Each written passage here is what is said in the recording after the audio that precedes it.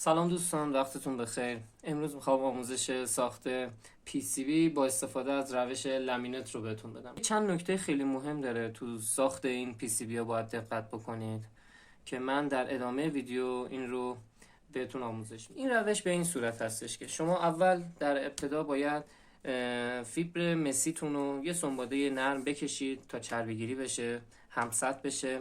بعد در مرحله بعدی لامینت به این صورت هستش. ببینید یک لایه مات رنگ داره و یک لایه براق رنگ.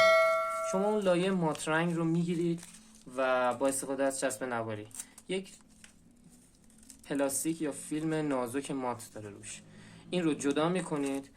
لامینتتون رو به روی فیبر مسیتون میچسبونید به همین راحتی. برای بهتر چسبیدن لامینت روی فیبر مسی باید از اتو استفاده کنید یا میتونید از سشوار استفاده کنید. اگر از اتو استفاده میکنید حتما باید دقت بکنید که به صورت مستقیم اتو رو نذارید و یه پارچه بذارید، بعد اتو رو بذارید و اتو رو بکشید روی لامینت تا لامینتتون خوب چسبیده بشه. بعد از این مرحله میرسیم به مرحله گذاشتن فیلم و تابوندن نور یووی.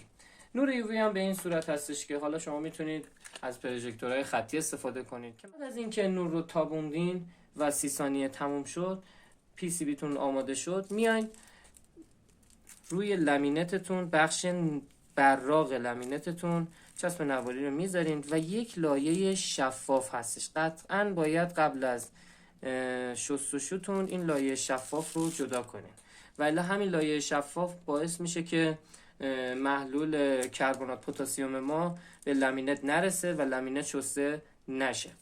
بعد از اینکه لایه رو کندید، اینو تو محلول کربنات پتاسیم میندازید و به مدت 5 دقیقه خوب میشورینش و بعد متوجه میشید که تمام خطایی که بهش نور خورده باقی میمونه و خطایی که تو نقاط سیاه رنگ فیلممون بوده شسته میشه. و بعدش هم که اسیدکاری هستش و سوراخکاری رو انجام میده. مهم در مورد فیلم بهتون بگم. ببینید ساخت فیلم میتونه به دو روش باشه. یکی این که شما بدید مراکزی که فیلم رو چاپ میکنن براتون چاپ کنن و با بهترین کیفیت بهتون تحویل بدن. حتما باید فیلم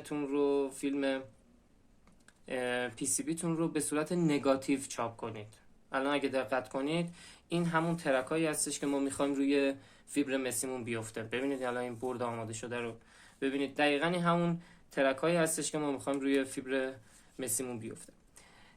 یه روش دیگه ای هم که هست اینه که شما با استفاده از پرینتر لیزری و کاغذ ترانسپرنت اون رو روی این کاغذ ها چاپ بکنید، نقشه مدارتون رو، و بعدش هم اون رو بکنید و میبینید به صورت شیشه ای چاپ میشه و شما میتونید مثل فیلم ازش استفاده کنید. که حالا آماده شده این فیلم رو هم من دارم که اینجا میبینید.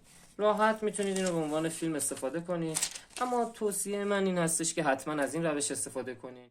خب دوستان، میریم برای مرحله سنباده کاری. فقط قبلش من یه نکته‌ای بهتون بگم. تو مراحل بعدی من از نور قرمز استفاده کردم و مطمئن شدم که فضایی که دارم توش این کار رو انجام میدم تاریک باشه. به این دلیل هستش که این لامینت ها بسیار حساس هستند به نور مهتابی سفید و نور خورشید و اگر شما تو محیطی که کار میکنید این دوتا نوری که خدمتتون عرض کردم هست، حتما باید لامینت رو به هیچ وجه در نیارید، چون خاصیت خودش رو از دست میده. پس سعی کنید توی فضای تاریک با نور قرمز کار کنید که این لامینت ها نوری بهش تابیده نشه تا تو مراحل بعدی ما به مشکل نخوریم، چون اگر کوچکترین نوری بهشون بخوره حتی در حد 10 ثانیه 15 ثانیه 30 ثانیه خاصیت خودشون رو از دست میدن و تو مراحل شستشو با کربنات پتاسیم و اسیدکاری ما به مشکل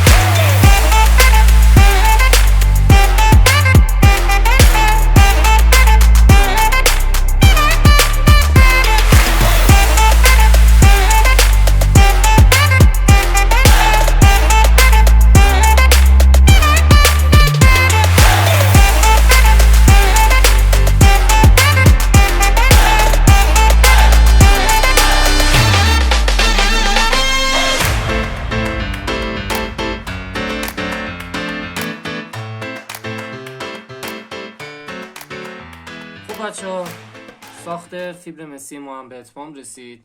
سوراخ‌کاریش رو هم انجام دادم.